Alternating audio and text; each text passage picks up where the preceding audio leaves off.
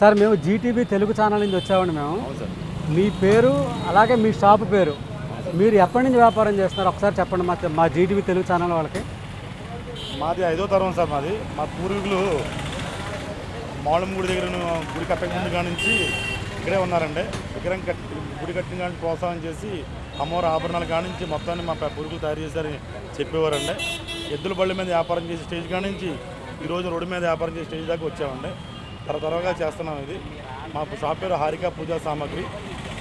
ఇతర సామాలు, వెండి సామాలు, రుగి స్తంభాలు, రాతి విగ్రహాలు మొత్తం తయారు చేస్తామండి.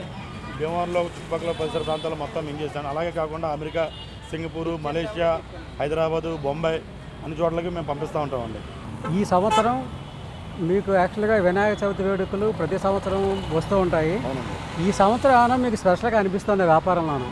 ఈ సంవత్సరం స్పెషల్గా అనిపిస్తుంది సార్. ఎందుకంటే జనాలకు కూడా మట్టి బొమ్మలు వాడాలని ఇంప్రూవ్ వచ్చింది కాబట్టి అండి ఈ సంవత్సరం కూడా ఇద్దరు సంవత్సరం మీద ముందుకు బాగుంటుంది అనిపిస్తుందండి.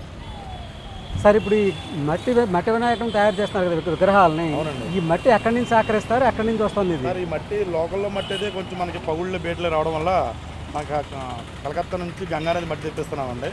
అక్కడి నుంచి మట్టి తెప్పించి కెమికల్స్ ఏమి వాడకుండా న్యాచురల్ పద్ధతిలో బొమ్మలు తయారు చేస్తున్నామండి. ఓ గ్రేట్.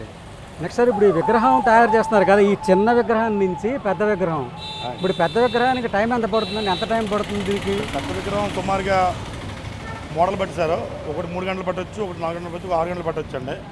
అది కూడా వర్కర్స్ బట్టి ఆధారపడి ఉంటుందండి. చిన్న బొమ్మ అయితే డయ్యే కాబట్టి 10 నిమిషాలకు బొమ్మ చిన్న చేసుకోవచ్చు అండి. ఇంటికి వెళ్ళి సైజు వారి సమయం పడుతూ ఉంటుందండి.